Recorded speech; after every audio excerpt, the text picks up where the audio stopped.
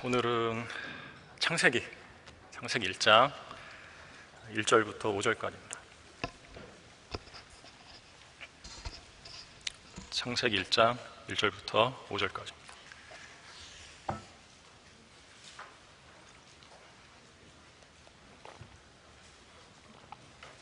방금 들었던 황금송은 언제 들어도 좋죠.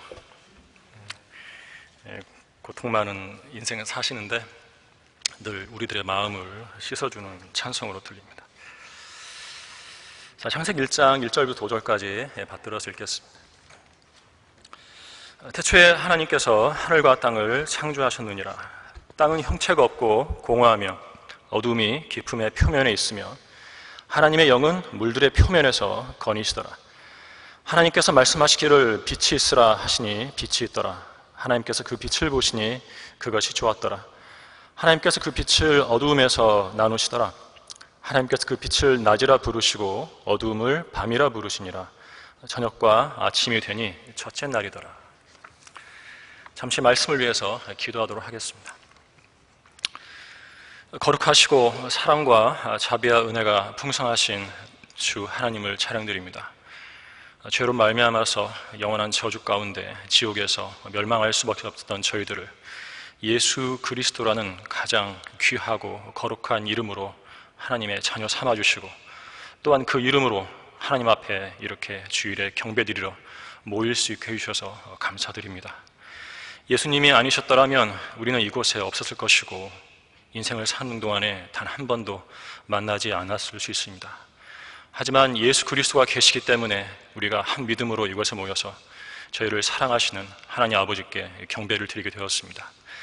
준비한 말씀에 기름 부어주시고 이 진리의 말씀이 성령님의 역사로 성도들의 각 마음에 심겨지게 해주시고 이 말씀을 통해서 죄에서 씻기며 또한 믿음이 바로 서서 이 고난 많은 세상을 이겨나갈 수 있도록 힘을 주시기를 간절히 기도드립니다. 하나님의 말씀에 반응함으로써 주님의 임재에 잠기게 해주시고 이한 시간을 통해서 성도들을 통해서 하나님께서 홀령함 받으시기를 간절히 바랍니다. 속히 다시 오실 주 예수 그리스도의 이름으로 감사드리며 기도하였습니다. 아멘. 오늘 설교의 제목은 빛을 잃지 말라입니다. 빛을 잃지 말라. 이 세상 민족들에는 빛과 어둠에 관한 신화들이 있죠. 신화들이 있어요. 빛의 군대, 어둠의 군대 사이에 전쟁 이야기를 만듭니다. 빛을 선으로 어둠을 악으로 규정하고 그 둘 사이에 갈등과 대립 또 전쟁을 이야기하죠. 소설도 쓰고 게임도 만들고 공통점은 빛이 어두움을 이긴다는 것이에요. 이러한 줄거리는 인간 본성 속에 내재된 한 가지로 설명될 수 있습니다. 로마서 2장 14절과 15절에서요. 율법이 없는 이방인들이 본성으로 율법에 있는 일들을 행할 때에는 율법이 없어도 이것들이 스스로에게 율법이 되나니 그들의 양심도 증거하고 그들의 이성이 송사하거나 서로 변명하여 그들의 마음에 기록된 율법의 행위를 보여주느니라. 말하자면 인간의 양심이 빛과 어두움의 상징적 차이를 아는 것이고요. 마음에 기록된 율법으로 기본적인 선과 악을 구분하는 것입니다. 그들은 이 세상에 분명히 악이 있다는 것은 알고 있어요. 그러나 인간 자신이 악의 주체라는 것은 알지 못합니다. 흔히 내로남불이란 말이 있는데 내로남불이 대표적인 증세예요. 내가 하면 로맨스고 남이 하면 불륜이라는 이 웃지 못할 명제 속에 악의 실체로서의 죄인의 실상이 드러나 있는 것입니다. 청와대와 민주당의 자기 사람 감싸기가 정말 지금까지 지독했던 지겨운 내로남불이었죠. 자기 사람이 죄를 지으면 감싸고 돌기에 바빴습니다. 좌파 진보당이 권력을 잡자 그 점이 무척 강하게 노출되었어요. 그들은 악의 주체들이면서 자신들을 선하다고 하는 것이죠. 우리나라 대통령은 역사상 존재했던 가장 흠이 없는 왕이에요. 자기는 잘못 하나도 없다는 것처럼 행동하고 있죠. 악을 선하다 하고 선을 악하다는 자들과 빛 대신 어두움을, 어두움 대신에 빛을 두며 단 것 대신에 쓴 것을, 쓴 것 대신에 단 것을 두는 자들에게 화로다. 이사야서 5장 20절 말씀이죠. 악과 어두움과 쓴 것으로 점철된 것이 이 좌파 정권의 특징인 것입니다. 빛과 어두움의 대립은 그 기원이 창세기 1장이에요. 성경에서 기원한 것이죠. 세상은 그 모방자에 불과합니다. 오늘 우리는 빛을 빛이라 하고 어두움을 어둠이라 할 것입니다.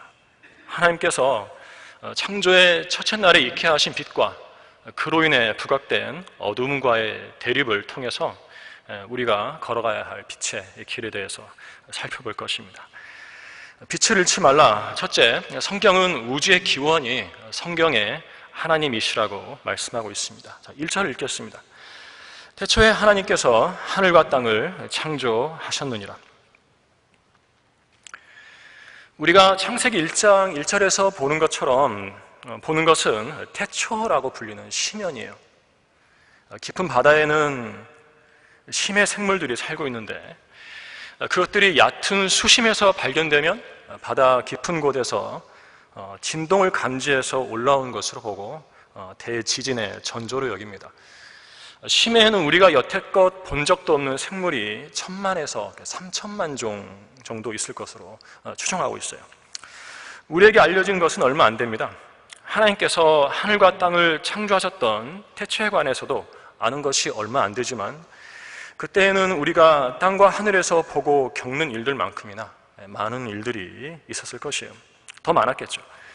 그러나 우리에게 알려진 것은 땅의 기초들을 놓을 때 있었던 그 새벽별들의 찬양과 루시퍼의 반역 정도입니다.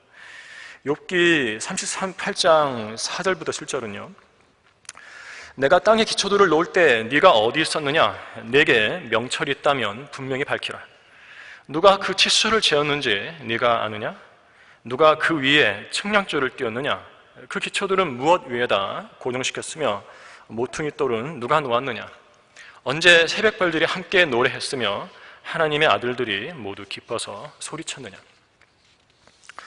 또한 창조된 날로부터 죄악이 그 자신에게서 발견되기까지 자신의 길에서 완벽했던 기름 부음 받은 덮는 그룹 루시퍼의 반역 같은 일들이 우리에게 계시되어 있을 뿐입니다. 이외에도 얼마나 다양한 일들이 하나님을 중심으로 있었을지 우리는 알 수 없습니다.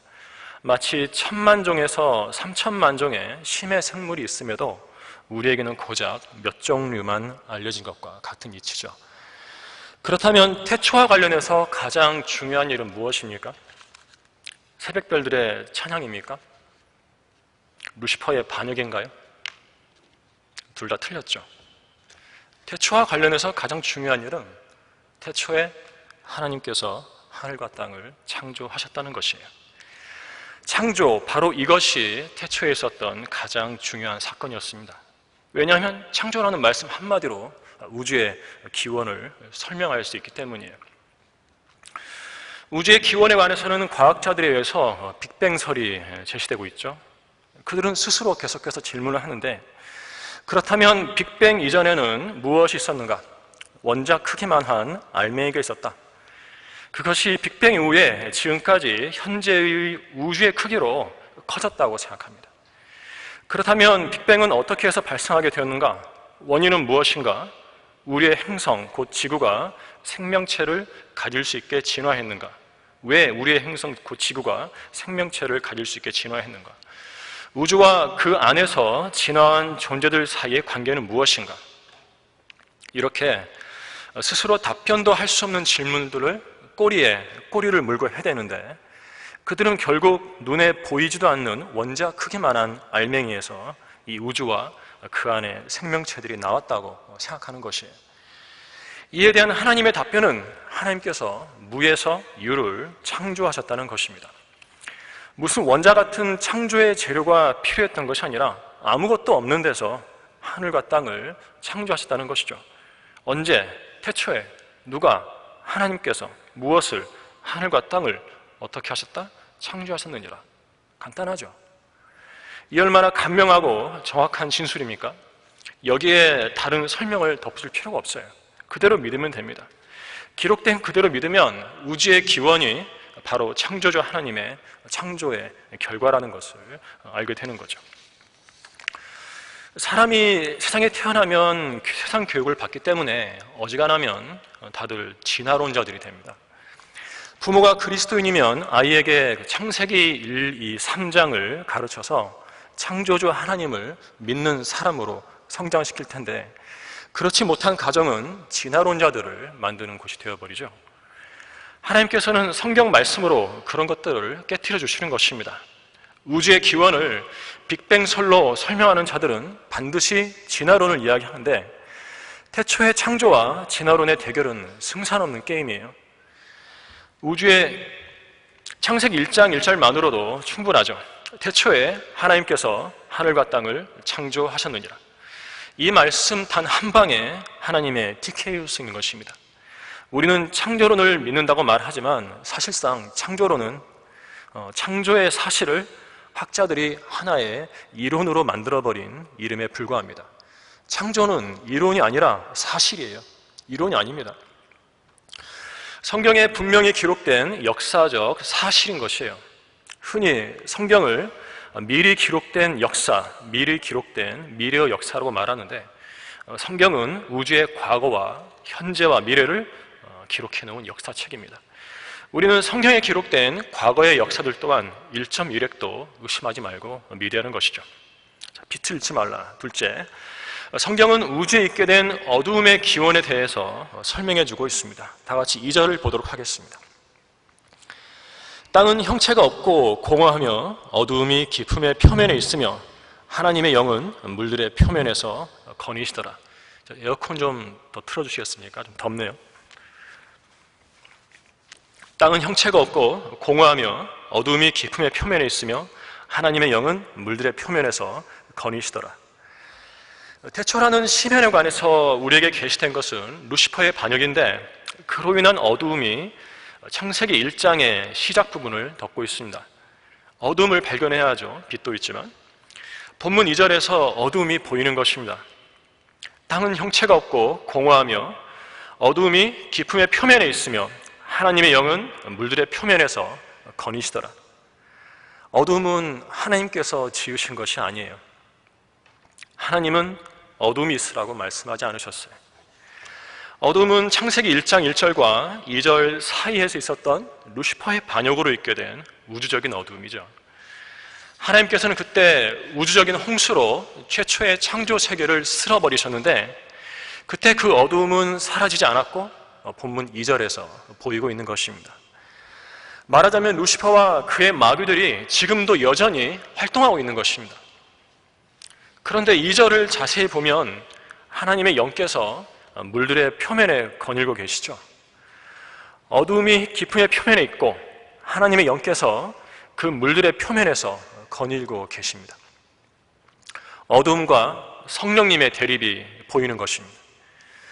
성령님은 어둠을 물리치고 재창조를 하려고 계시는 것이에요. 영적으로 보면 성령님께서는 어둠에 휩싸이고 어둠으로 가득한 인간을 이 교회 시대에 새로운 피조물로 재창조하려고 움직이고 계시는 것이에요. 인간이 거듭나서 하나님의 나라에 들어가는 데에는 성령님의 역사가 필수적인 것입니다. 우리가 거듭난 것은 예수 그리스도를 믿었을 때 성령님께서 우리 안에 들어오셔서 우리의 죽은 영을 살려주셨기 때문입니다. 성령님께서 들어오셔서 우리의 영을 거듭나게 하시고 우리의 혼을 죄의 몸에서 분리시켜서 구원해 주신 것입니다. 많은 사람들이 자신은 교회에 다니기 때문에 거듭난 것이라고 착각에 빠져 있는데, 그들은 거듭남이란 것이 무슨 뜻인지조차 모르고 있어요. 아담의 타락으로 인해 죽게 된 인간의 영을 그 죄인이 예수 그리스도를 구주로 믿을 때 성령님께서 들어오셔서 다시 태어나게 하신 일이 바로 거듭남인 것이에요. 한 인간으로 태어나서 영이 거듭나는 것보다 중요한 일은 없습니다. 거듭남은 위대한 일이에요.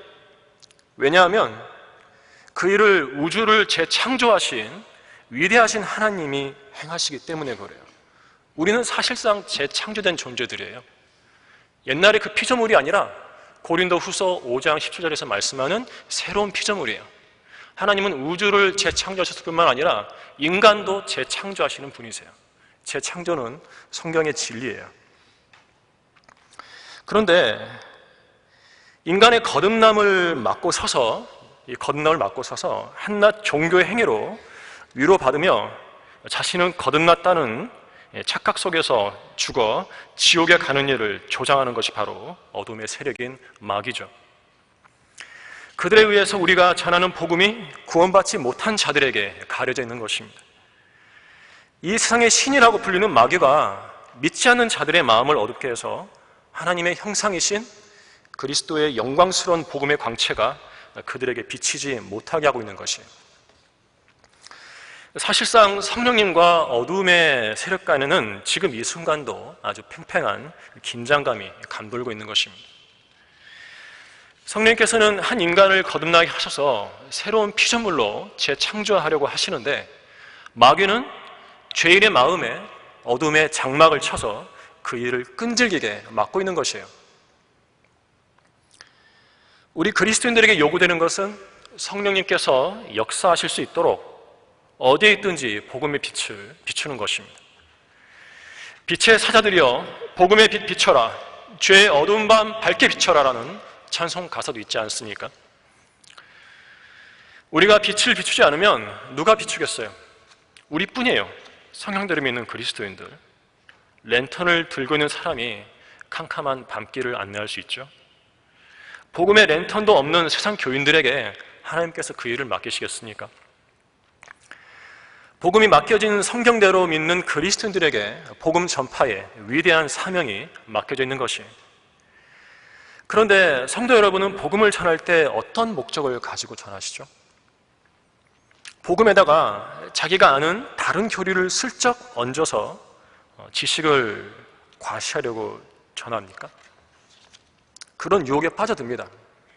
하다 보면은.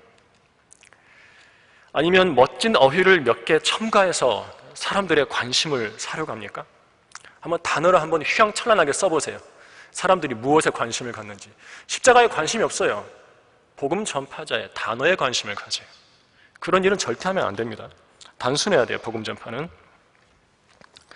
바울은 그의 말과 설교를 설득력 있는 인간의 지혜의 말로 하지 않고 성령과 능력을 나타내므로 했어요. 이는 믿음이 인간의 지혜에 있지 아니하고 하나님의 능력에 있게 하려 했습니다. 어떻게든 구슬려서 죄인들로 하여금 억지로라도 예수 그리스도를 시인하게 하려고 하는 것도 종교적 강요이지 구령은 아니에요. 저는 어떤 사람이 월드컵 경기장에서 가려고 하는 학생 팔을 잡고요, 옷이 이렇게 늘어져요. 잡고는 성경을 펴고 막 읽어요. 이게 구령이에요? 구령은 아니에요. 자기가 구령했다고 남들에게 자랑하려고 전한다면 그 일도 위험천만한 일이죠. 물론 복음을 전파해서 구령의 열매를 맺으면 자랑의 멸관을 쓰게 됩니다. 모두 쓰시기 바랍니다. 혼돈을 이겨오는 것은 분명 자랑스러운 일이에요. 천사들은 못하잖아요. 그러나 그것은 셋째 하늘로 휴거되면 그리스도의 심판석에서 드러날 일이에요. 아무에게나 안 주시는 거예요. 남들보다 복음 전파에 열성을 보였다는 심리로 전파하는 것은 제 살 깎아먹는 행위입니다. 우리는 이 점에 아주 조심해야 돼요. 우리는 예수 그리스도를 위해서 함께 일하는 동역자들이에요. 경쟁자가 아니에요. 다른 성도가 복음을 열심히 전파해서 구령 열매가 많으면 그의 도전을 받는 건 좋아요. 좋은데 나도 열심히 전해가지고 내가 저 사람보다 더 많이 했어 하고 경쟁심으로 우월감을 느끼면 자기 살 깎아먹는 거라고요. 하나님께 아무런 영광이 안 되는 것입니다. 자, 우리는 이 점에 조심해야 하고요. 우리는 예수 그리스도를 위해서 함께 일하는 동역자라는 것을 명심해야 돼요. 어떤 일이든지 경쟁 심리를 가지고 사는 것은 사실상 채점이 안 되는 것이에요. 왜냐하면 예수 그리스도를 사랑하는 순수한 열정으로 섬길 때 하나님 앞에서 점수가 올라가기 때문입니다. 복음을 맡은 청직에게 요청되는 것은 무엇보다도 신실한 사람으로 발견되는 것입니다. 다른 사람은 물론 나 자신도 나 자신을 판단하고 있지 말아야 돼요. 스스로 칭찬하는 것은 교만이기 때문입니다. 이사야 10장 13절의 아시리아인처럼 내 손의 힘과 내 지혜로 그 일을 행하였으니 나는 총명한 사람이라고 하지 말아야 합니다. 또한 고린도전서 4장 4절에 따르면 내가 나를 볼 때 자책할 것이 없다 해도 그것으로 내가 의롭게 되는 것은 아닙니다. 나를 판단하신 분은 주님이시죠. 주님께서 오시기까지 아무것도 판단하지 말고 오직 주님을 사랑하는 마음으로 복음을 전파해야 하는 것이에요. 주님께서 어둠에 감추어진 것들에 빛을 비추시고 마음의 의도들을 나타내실 때 말하자면 그리스도의 심판석에서 하나님께로부터 각 사람이 칭찬을 받을 것이기 때문입니다. 복음을 전하되 하나님을 사랑하는 순수한 마음으로 전하시기 바랍니다. 최후 승리 얻을 때까지 십자가를 사랑하시고 그 십자가에 달리신 예수 그리스도를 진심으로 사랑하는 마음으로 복음을 전파해야 하는 것입니다. 빛을 잃지 말라. 셋째, 하나님께서 빛이 있으라고 하시자 빛이 있게 되었습니다. 자, 우리 본문 3절과 4절을 읽겠습니다. 하나님께서 말씀하시기를 빛이 있으라고 하시니 빛이 있더라. 하나님께서 그 빛을 보시니 그것이 좋았더라. 하나님께서 그 빛을 어둠에서 나누시더라. 있으라 하시니 있게 되는 것은 참으로 경이로운 일이죠. 할 수 있습니까? 저는 못해요. 하나님이 있으라니까 있게 되잖아요. 참으로 경이로운 일이에요. 인간은 할 수가 없어요. 이 일은 하나님만이 하실 수 있는 일이에요. 하나님께서는 빛이 있으라 하셨고 그래서 빛이 있게 되었는데 창조의 첫째 날에는 오직 그 일만을 하셨어요. 다른 일 하지 않으셨어요. 오직 빛을 위해서 하루를 다 쓰신 거죠. 빛을 제일 첫째 날에 있게 하셨고 그 일을 위해 하루를 다 쓰셨다면 하나님께 가장 중요한 것은 빛이라는 것을 알 수 있죠. 왜냐하면 하나님은 빛이시기 때문이에요. 그러므로 우리가 그에 관하여 듣고 너희에게 전하는 말이 이것이니 곧 하나님은 빛이시오 그분 안에는 어둠이 전혀 없다는 것이라. 만일 우리가 하나님과 교제가 있다 하면서 어두운 가운데 행하면 우리가 거짓말하는 것이며 진리를 행하지 아니하는 것이라. 요한일서 1장 5, 6절 말씀이죠. 사도 요한은 하나님이 빛이시라는 사실에서 우리가 하나님과 어떤 자세로 교제해야 하는가를 말했습니다. 빛이신 하나님과 교제가 있다 하면서 어두움 가운데 행하면 그 사람은 거짓말쟁이고 실은 진리를 행하는 사람이 아니라는 것이에요. 하루에 몇 번이나 거짓말을 하는지 한번 세어보시기 바랍니다. 우리 모두가 스스로를 돌아봐야 돼요. 성령들을 믿는 교회에 왔기 때문에 성령들을 믿는 그리스도인이라는 타이틀은 취했는데 그의 삶에 빛은 없고 죄의 어두움이 있다면 거짓말쟁이고 진리를 행하는 사람이 아니라는 것이죠. 하나님은 빛이시라는 말씀을 잊지 마시기 바랍니다. 왜냐하면 어둠은 빛에 다가갈 수 없기 때문에 그래요. 빛과 섞여 있는 어둠은 없어요. 해가 지고 어두워지면 거리에 가로등들이 켜지는데 켜니까 빛이 있게 되고 그 빛은 주변의 어두움을 밀어내죠. 빛과 어둠은 섞일 수 없고요. 빛이 어둠을 밀어내고 또 몰아내는 일만 남아있어요. 우리가 어둠을 가지고서 하나님께 교제하려고 나아가면 하나님은 우리를 밀어내세요. 다가오지 못하게 밀어내시는 거예요. 죄의 어두움이 너무 심하면 밀어내는 게 아니라 아예 몰아내버리시기도 하세요. 우리는 빛이신 하나님을 너무 쉽게 생각해서는 안 됩니다. 창조의 첫째 날 빛이 있으라고 말씀하신 하나님께서는 빛으로 재창조의 세계를 여셨습니다. 그 뒤 모든 선한 인들을 주도하고 계시죠. 빛이 비치면 길이 열리듯이 선한 일들을 창조하시면서 그분의 역사를 나타내시는 것이에요. 말하자면 빛은 우주라는 문을 열어젖힌 하나님의 걸작인 것이죠. 전체 망원경으로 들여다보는 은하계의 장관은요, 빛이 있기 때문에 찬란하고 경이롭습니다. 하나님께서 우주를 재창조하시면서 빛이 있으라 하지 않으셨다면 우주는 그냥 캄캄했을 거예요. 빛이 있기 때문에 별들이 그렇게 아름다운 거죠. 하나님께서는 빛으로 이 우주를 아름답게 꾸미셨습니다. 빛으로 무언가를 표현하는 일은 화가를 그 예로 들 수 있는데요. 그림을 잘 그리는 화가는 자기 그림에 빛을 활용할 줄 알아요. 화가들은 빛을 이용해서 작품을 표현합니다. 천번의 붓질, 만번의 붓질로 빛을 자유자재로 표현하고 밝고 어두운 것을 자연스럽게 그려낼 줄 아는 화가가 진짜 실력 있는 화가예요. 수면에 비친 빛의 반사를 포착한 인상파 화가들의 그림은요, 처음에는 많은 반박을 당했는데 무시를 많이 당했어요. 하지만 오늘날에는 명화로 통하죠. 모네, 마네, 세잔, 르누아르, 이름이 잘 알려져 있죠. 이런 화가들은 빛을 그리는 화가들이었어요. 그들이 등장하기 전에는 강물이 그냥 파란 물로 단순하게 표현되었는데, 강물에 반사되는 빛을 포착해서 그것을 화폭에 담으니까 강물이 그림 속에서 살아 흐르게 된 거예요. 마찬가지로 설교자가 성경에서 하나님의 빛을 포착했을 때 그의 설교는 살아있는 설교가 되는 거예요. 성경에서 예수 그리스도의 빛을 포착하지 못하면 진리의 글을 쓸 수가 없습니다. 복음 안에 있는 그리스도의 빛을 깨닫지 못하면 복음을 전파할 수가 없어요. 우리에게 필요한 것은 하나님의 빛입니다. 나의 일상생활에서도 하나님의 빛이 필요하고, 성경을 묵상할 때에도 하나님의 빛이 필요하고, 찬송할 때에도 그 가사에 감동을 주는 빛이 필요해요. 그러나 어두움 가운데 있다면 그 빛을 누릴 수가 없는 거예요.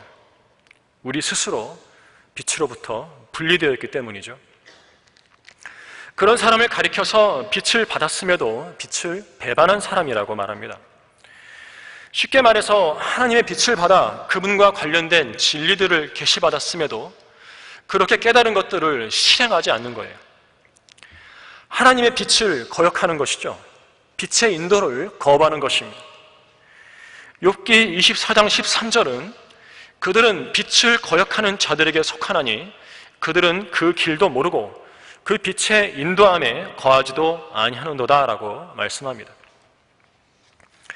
그들은 주일 설교 때 선포되는 말씀으로부터 자신을 분리시킵니다. 저것은 내 이야기가 아니라 이곳에 있는 다른 누군가의 이야기일 거야 라고 생각을 해요. 선포되는 말씀을 통해서 무언가를 얻으려고 해야 하는데 명백한 빛을 거부하는 것이에요. 그들은 생활 속에서도 빛에 역행하는 삶을 삽니다. 복음과 진리에 무관심하고 세상 일에 기웃거리며 사는 거죠. 그런 사람들은 다른 성도들의 빛마저도 희미하게 해버려요. 육신적인 말과 행위로 성도들의 교제를 방해하고, 다른 성도들이 하나님의 빛을 받아서 좋은 열매를 맺으면 그것을 시기하는 거예요. 우리는 하나님의 빛을 거역하지 말고 빛에 순종하는 삶을 살아야 합니다. 하나님의 빛 가운데서 행하고 빛의 협력자들이 되어서 그것을 전파해야 하는 것이에요. 본문 4절은 하나님께서 그 빛을 보시니 그 빛이 좋았다라고 말씀하고 있습니다. 창세기 1장에서 사실 주님께서 보시기에 가장 좋으셨던 것은 빛이었는데요. 그런데 그 빛은 창조된 빛이 아니라 하나님께로부터 나온 빛이었습니다. 다 함께 시편 74편 16절과 17절을 보도록 하겠습니다. 시편 74편 16절과 17절입니다.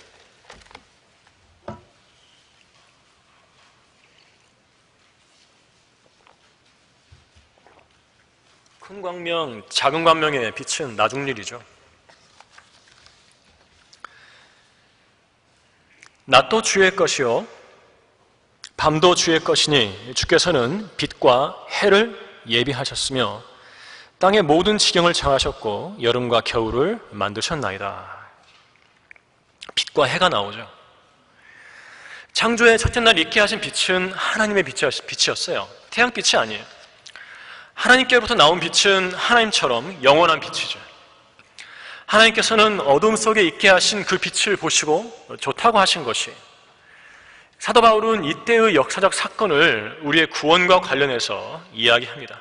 다 함께 고린도후서 4장 3절부터 7절을 보도록 하겠습니다. 고린도후서 4장 3절부터 7절입니다. 창세기는 역사적 사건입니다. 신화가 아니에요. 바울은 그것을 인정을 하고 우리가 구원받은 일에 적용을 하고 있어요. 고린도후서 4장 3절부터 7절이죠. 그러나 만일 우리의 복음이 가려졌다면 그것은 구원받지 못한 자들에게 가려진 것이라. 그들 가운데 이 세상의 신이 믿지 않는 자들의 마음을 어둡게 하여 하나님의 형상이신 그리스도의 영광스러운 복음의 광채가 그들에게 비치지 못하게 하느니라. 우리는 우리 자신을 전파하는 것이 아니라 그리스도 예수가 주이신 것과 우리 자신이 예수를 위하여 너희의 종인 것을 전파하노라. 이는 어둠 속에서 빛이 비치라고 명령하신 하나님께서 예수 그리스도의 얼굴에 있는 하나님의 영광을 아는 빛을 주시기 위하여 우리 마음에 비추셨기 때문이라. 그러나 우리가 이 보물을 질그릇에 가졌으니 이는 그 능력의 탁월하심이 하나님께 있는 것이지 우리에게 있는 것이 아님이라. 빛이 있으라 했을 때 그 빛은 하나님께로부터 나온 하나님의 빛이었어요. 그런데 예수 그리스도의 얼굴에 있는 하나님의 영광을 아는 빛을 우리 마음에 비추셨는데 그 빛도 하나님의 빛이에요. 정말 대단한 빛이 우리 마음에 비춘 거죠. 멸망할 죄인이었던 우리가 예수 그리스도를 구주로 영접했을 때 하나님께서는 창조의 첫째 날 어둠 속에 빛이 비치라고 하신 것처럼 우리의 어두운 마음에 그분의 빛을 비추셨습니다. 우리의 어두운 마음을 비추신 빛은 예수 그리스도의 얼굴에 있는 하나님의 영광을 아는 빛이었죠. 창조의 첫째 날 비치게 하신 빛을 보고 좋다고 하신 하나님께서는 우리의 마음에 비추신 하나님의 영광을 아는 빛 또한 보시고 좋아하시는 것이에요. 하나님은 우리를 사랑하시는 거예요. 우리 안에 있는 그분의 빛 때문에 사랑하시는 것입니다. 이 세상에서 하나님께서 좋아하시는 사람은 그분의 빛을 마음에 담고 있는 거듭난 그리스도인들입니다. 따라서 하나님께서는 그분의 빛을 담고 있는 우리에게 관심을 갖고 계세요. 빛을 보시니 좋다고 하셨잖아요. 그분의 빛이 우리 마음에 있잖아요. 우리에게 관심이 없겠어요, 하나님께서? 창조의 첫째 날에 빛을 보신 것처럼 우리의 마음의 빛도 보고 계신 것이며 그 빛을 담고 있는 마음의 상태도 주시하고 계신 것입니다. 이제는 우리의 마음을 조심해야 돼요. 빛의 그릇, 마음을 조심해야 돼요. 하나님은 마음을 시험하시는 분이신데 그 마음은 고난의 때에 드러나게 됩니다. 고난은 성도의 마음의 상태를 드러내는 하나님의 도구입니다. 마음에 하나님의 빛이 있는 성도는 고난의 때에 두 가지를 합니다. 첫째, 마음에 하나님의 빛이 있는 성도는 고난의 때에 기도합니다. 그는 날마다 하나님의 빛이 필요함을 알고 있고요, 고난의 때에도 여지없이 기도해요. 그러나 날마다 빛의 필요성을 느끼지 못하는 위선자는 고난의 때에만 기도해요. 고난이 닥치면 그때에만 눈물을 짜며 기도합니다. 이것이 두 사람의 차이점이죠. 신실한 성도는 즐거울 때도 기도하고 슬플 때에도 기도해요. 일할 때도 기도하고 쉴 때에도 기도합니다. 항상 기도합니다. 응답받을 때까지 기도해요. 인생의 모든 길, 모든 일에서 주님을 인정하는 것이죠. 그는 주님이 자신의 일상의 매 순간에 필요하다는 것을 잘 알고 있어요. 그래서 그분께 매사에 기도합니다. 그러나 위선자는 발등에 불이 떨어져서 뜨거워야 그때야 아플 때만 주님을 찾아요. 이런 사람이 되어서는 안 되겠죠. 고난의 때에만 하나님께 기도하는 위선자가 우리 가운데는 있어서는 안 됩니다. 둘째, 마음에 하나님의 빛이 있는 성도는요, 고난의 때에 하나님께 노래합니다. 노래하세요? 인생의 어려움을 닥쳤을 때? 힘들 때 노래하는 것은 어려운 일이죠. 슬퍼서 눈물이 앞을 가려요. 어려운 일입니다. 그러나 나쁜 소식을 두려워하지 않고 오직 주님을 신뢰하기로 그의 마음을 확정하는 거예요. 그리고 하나님께 노래합니다. 탄식하지 않고 하나님께 찬송을 드려요. 탄식하면 뭐 하겠어요? 이미 일은 벌어져 버렸는데. 그렇죠? 하나님께 노래하라. 그의 이름을 찬송하라. 그의 이름 야로 인하여 하늘들을 타고 달리시는 그를 칭송하며 그분 앞에 기뻐하라. 내가 살아있는 한 나는 주께 노래할 것이요 내가 존재하는 한 나의 하나님께 찬송하리로다. 오 하나님이여, 내 마음이 정해졌나이다. 내가 노래하며 찬양하리니 곧 내 영광으로 하리이다. 솔터리야 하프야 깨어나라. 내가 친히 새벽을 깨우리로다. 오 주여, 내가 백성 가운데서 주를 찬양하며 내가 민족들 가운데서 주께 찬송하리이다. 왜 우리는 고난의 때에 하나님께 노래해야 하는가? 내 안에 있는 하나님의 빛은 영원한 빛이기 때문에 고난의 어두움이 그것을 꺼뜨릴 수 없기 때문에 그렇습니다. 오히려 찬송은 고난을 이겨내는 힘이 되고 기적을 일으키죠. 암흑 속에서 빛이 일어나게 합니다.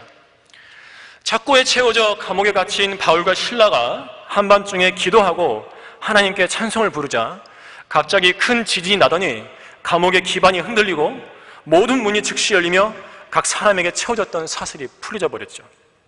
찬송은 고난의 감옥의 기반을 흔들고 고난의 감옥문을 열어버릴 것입니다. 찬송은 고난의 사슬을 풀어서 고난에 처한 성도에게 자유를 선물해 줄 것입니다. 성도 여러분, 마음이 답답하고 어려울수록 하나님께 노래하시기 바랍니다.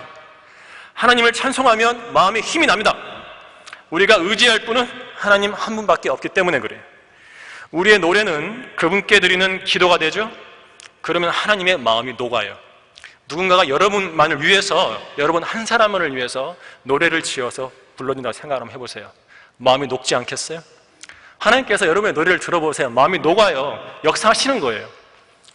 자, 그러면 하나님께로부터 오는 화평이 우리의 마음을 채우게 되고 하나님께서는 우리의 그 놀라운 믿음을 보시고 일하실 거예요. 고난 가운데 노래하는 그 성도는 믿음이 대단한 사람입니다. 빛을 잃지 말라. 마지막으로 하나님께서 창조의 첫째 날부터 하신 것은 분리작업이었어요.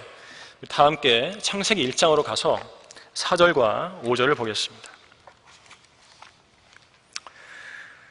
하나님께서 그 빛을 보시니 그것이 좋았더라. 하나님께서 그 빛을 어두움에서 나누시더라. 하나님께서 그 빛을 낮이라 부르시고 어두움을 밤이라 부르시니라. 저녁과 아침이 되니 첫째 날이더라. 하나님께서는 창조의 첫째 날 빛을 어둠에서 나누셨고 거기에 이름을 부여하셨어요.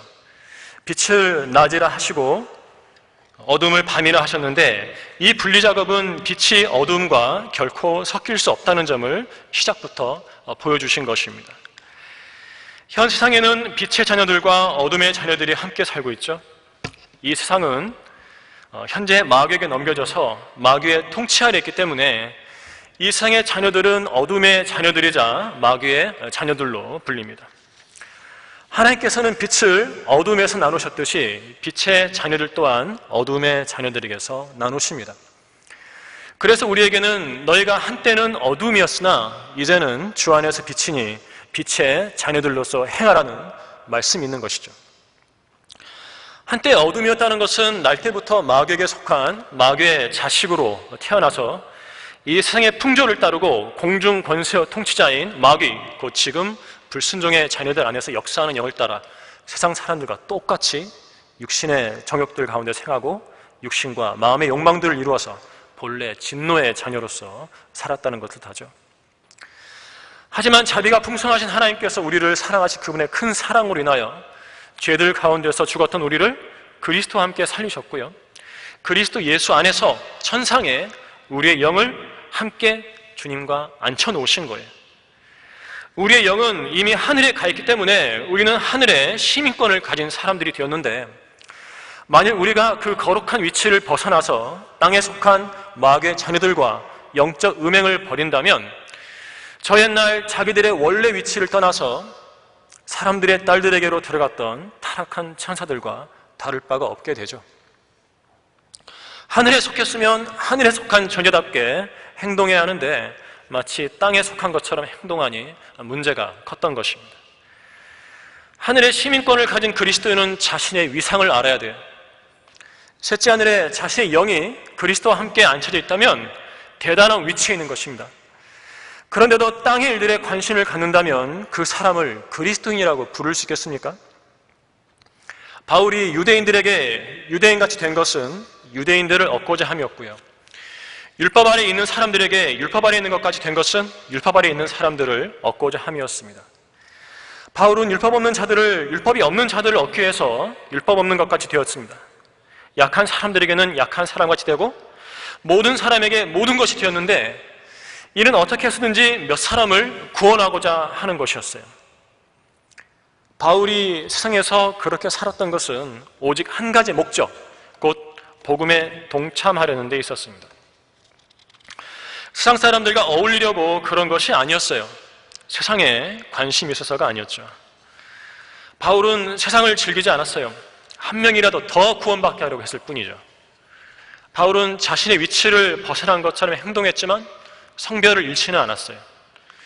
목적이 분명히 있기 때문입니다. 복음에 동참하려는 목적도 없이 세상 사람들과 시시껄렁한 이야기나 주고받으며 산다는 것은 그리스도인의 삶이 아닌 것이죠. 그렇다면 누가 빛의 자녀들이 되는 것인가? 누가 낮에 속한 빛의 자녀들이 되는 것인가? 어두운 세상을 밝혀주는 세상의 빛, 곧 예수 그리스도를 받아들인 사람이 빛의 자녀가 될 수 있는 것입니다. 세상의 빛이신 분을 내 안에 받아들이면 나는 이 세상에서 빛의 자녀가 되는 것이에요. 닉슨 대통령의 특별 보좌관을 역임하고 세계 교도 선교회 회장을 맡고 있던 찰스 콜슨이 잠비아의 어떤 교도소를 방문한 적이 있었습니다. 바짝 마른 검은 죄수들이 팬티만 걸치고 있었죠. 아프리카 사람들 그렇잖아요. 그들은 함께 잠을 잘 공간이 없어서 교대로 잤어요. 콜슨은 잠비아 교도 선교회 회장 라잔의 안내로 교도소 본부 건물 안에 가장 감시가 심한 구역에 들어갔는데요. 라잔이 들어보세요 하고 귓속말을 했습니다. 저들이 찬송을 부르고 있습니다. 간수들이 육중한 대문들을 열어주어 들어가 보니 작은 간판들로 둘러싸인 먼지나는 운동장에서 60-70명의 죄수들이 환한 웃음을 머금고 찬송을 부르고 있었어요. 뒤의 흰색 벽에는 수초로 십자가 위에 그리스도가 그려져 있었습니다. 그들은 자신들을 위해 고통을 당하신 예수님 때문에 그 절망적인 곳에서도 기쁨과 희망을 잃지 않았어요. 그들은 거기서 세상의 빛이자 생명의 빛이신 예수님을 영접했던 것이죠. 그분 안에 생명이 있었으니 그 생명은 사람들의 빛이라. 따라서 예수님을 구주로 영접한 사람들은 자기 안에 그 생명의 빛을 담고 있는 빛의 자녀들이 된 것입니다. 빛의 자녀들은 낮의 자녀들이지 밤이나 어둠에 속해 있지 않습니다. 주님께서는 우리를 흑암의 권세로부터 구해내셔서 그분의 사랑하는 아들의 나라로 옮겨주셨어요. 이전에는 세상 체계, 세상 종교들, 특히 배교한 교회들, 세상 교육, 문화, 철학, 과학 같은 것으로 그런 흑암 권세에 붙들려 있었지만 예수 그리스도께서 우리를 그런 것들에서 구해내셔서 그분 자신의 나라로 옮겨주신 것이죠. 이 일은 하나님께서 이루신 일이에요. 그런데 주님은 이제 우리에게 명령하고 계십니다. 그러한 것들로부터 분리시켜 주었으니 한 걸음 더 나아가라 이거죠. 우리가 해야 할 일이 있어요. 어둠에서 영적으로 분리된 것에 안주하지 말고요. 진영 밖에 계신 주님께로 나아오라는 거예요. 다 함께 히브리서 13장으로 가서 히브리서 13장 10절부터 15절을 읽겠습니다. 가만히 안주하고 있는 성도는 주님께 잘못하고 있는 것입니다.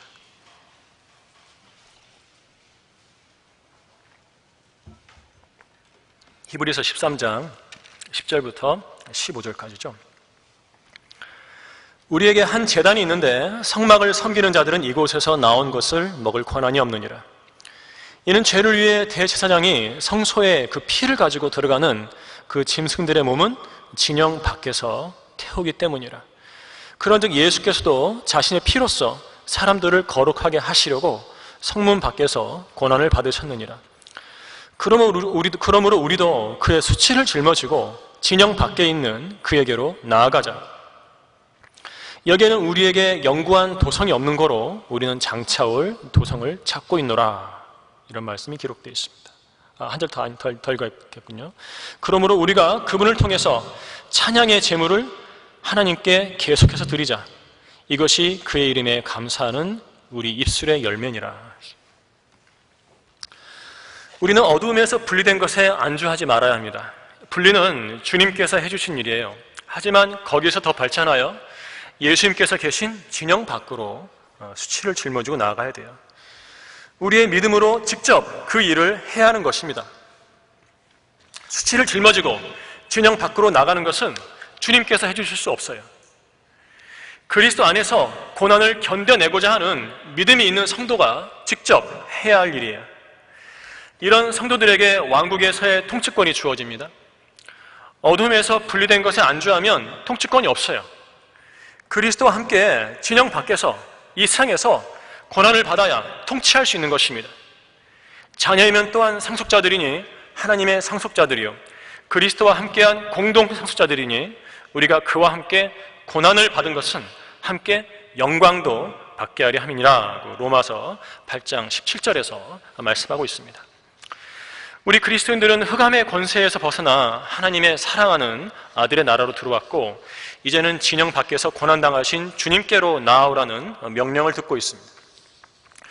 이곳 세상에는 우리에게 영구한 도성이 없기 때문에 고난 속에도 하나님을 계속해서 찬양하며 그분의 이름에 감사하면서 예수님의 수치를 짊어지고 진영 밖에 계신 주님께로 나아가야 하는 것이에요. 결론을 말씀드리겠습니다. 시편 104편 20절부터 22절까지 이렇게 기록되어 있습니다. 주께서 어두움을 지으시니 그것이 밤이라 했어요. 그 안에서 살림 속의 모든 짐승들이 기어 나오나이다. 젊은 사자들이 그들의 먹이를 쫓아 포효하며 그들의 먹을 것을 하나님께로부터 구하다가 해가 솟아오르면 함께 모여 그들의 굴에 눕나이다 라고 말씀하고 있어요. 사자가 밤에 사냥을 하죠. 사자는 어둠의 짐승이에요.